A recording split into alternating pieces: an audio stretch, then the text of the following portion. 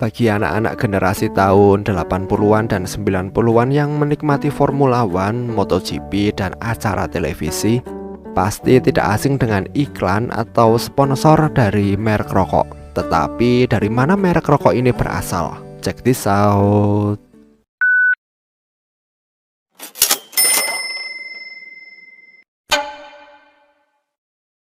Kita mulai dengan Dunhill. Nama Dunhill diambil dari nama Alfred Dunhill, seorang pengusaha asal London yang aktif berbisnis di awal abad ke-20. Alfred lahir pada tahun 1872. Dia memilih untuk belajar perdagangan, menyelesaikan sekolah awal pada usia 15 tahun.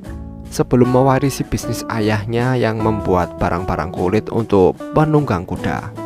Pada era itu, popularitas mobil sebagai moda transportasi mulai meningkat, sehingga Alfred mengubah usahanya mulai memproduksi produk yang membuat pengemudi seperti jam untuk mobil dan pipa tembakau yang bisa dihisap saat berkendara tanpa bisa mati karena terkena oleh angin. Sekitar tahun 1907, Alfred Dunhill membuka toko pipa dan tembakau. Ini laris manis karena kreasi pipanya yang unik dan campuran tembakau yang konon berbeda dari pabrikan yang lainnya. Merek Marlboro cukup identik dengan olahraga Formula One dan MotoGP karena pernah menjadi salah satu sponsor olahraga itu. Tapi tahukah kalian merek rokok ini sebenarnya diperkenalkan khusus untuk menarik minat para wanita untuk mencoba merokok? Nama Marlboro sendiri berasal dari nama lokasi pabrik yang dibuka oleh ahli waris bisnis tembakau yang didirikan oleh pengusaha Philip Morris. Mereka memilih memperluas bisnis yang telah ada dengan membuka pabrik di Great Marlborough Street yang berlokasi di London. Sehingga ketika mereka hendak menamai produk tembakau yang telah dikembangkan di sana, mereka memilih nama Marlboro. Awalnya merek ini dipasarkan di Amerika Serikat sebagai produk khusus wanita sebelum taktik pemasaran diubah, mulai diarahkan ke pria maco dan keren yang sering ditampilkan di film. Merek rokok Benson & Hedges atau sekarang lebih dikenal dengan nama B&H didirikan oleh Richard Benson dan pamannya William Hedges, dua orang pengusaha asal Kanada.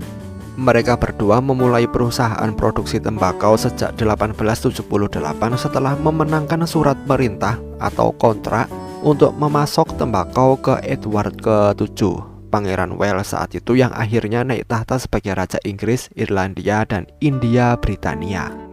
Surat perintah itu mengizinkan produk Benson & Hedges untuk dipasarkan menggunakan lambang kerajaan Inggris pada kotak atau kemasannya. Barulah pada tahun 1999 surat perintah ini diakhiri dan ditarik, mengakhiri 122 tahun kerjasama antara mereka. Jika kalian mengunjungi New York, kalian akan menemukan banyak nama lokasi yang menggunakan nama Stuyvesant, seperti Stuyvesant Street, Stuyvesant Town, dan sebagainya. Nama itu cukup identik dengan sebagian kecil wilayah di New York akibat penjajahan Belanda di sana yang terjadi sekitar abad ke-17.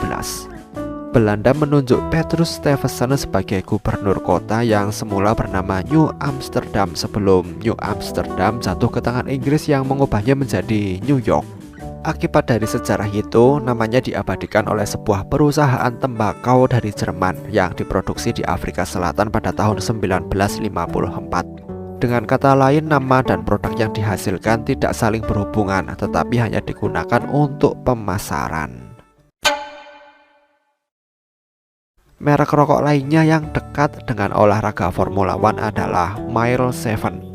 Itu adalah salah satu produk tembakau Jepang yang paling disukai di seluruh dunia.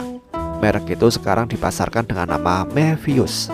Sejarahnya, Mile 7 dimulai setelah upaya perusahaan Jepang Tobacco ingin memperkenalkan produk tembakau dengan rasa yang ringan. Untuk merek paling awal mereka adalah Seven Star yang telah diluncurkan sejak tahun 1977. Tetapi popularitas dari rokok Mile 7 telah menyebabkan kasus rokok palsu dengan label Mile 7 yang dijual di Korea Selatan dan Taiwan. Rokok palsu dikatakan memiliki kemasan yang sama tetapi dengan campuran yang berbeda. Itu diyakini diproduksi oleh pabrik Korea Utara. Pabrik tersebut dikabarkan telah beroperasi sejak tahun 1992. Bagaimana menurut kalian? Sampaikan pendapat kalian di kolom komentar. Terima kasih telah menonton video ini dan sampai jumpa di next video.